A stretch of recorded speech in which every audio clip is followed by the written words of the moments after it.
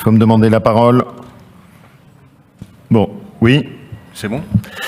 Nous vous proposons cet amendement pour avoir le plus rapidement possible un système simple et efficace pour la réservation et l'achat des trajets dans la région, mais aussi pour les déplacements interrégionaux. L'ouverture à la concurrence présente en effet des risques de dysfonctionnement par une multiplication des structures de réservation et d'achat de billets. Chaque région ayant probablement sa centrale de réservation à l'avenir qui s'ajoutera à celle de la SNCF et d'autres opérateurs nationaux, sans parler même de celle des cars. Mais surtout, ces structures ne donneront pas l'accès aux trajets complexes. Force est de constater que si nous voulons acheter aujourd'hui un Saint-Étienne-Figeac, sans passer par Paris, toutes ces centrales ne répondent plus.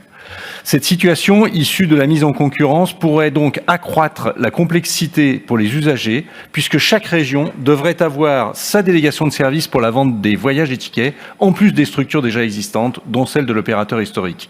Il y aura des difficultés techniques pour réserver un voyage à l'intérieur d'un espace concédé, mais aussi pour réserver son trajet à l'intérieur de la région, quand celui-ci traversera plusieurs lots géographiques.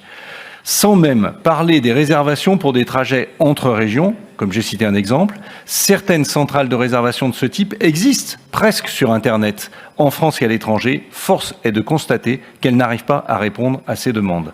Aussi, les écologistes proposent que le lot de la billetterie soit forcément décidé simultanément au premier lot de déplacement et surtout le plus rapidement possible en coordination avec les autres régions pour garantir une logique intégrée, interrégionale et nationale.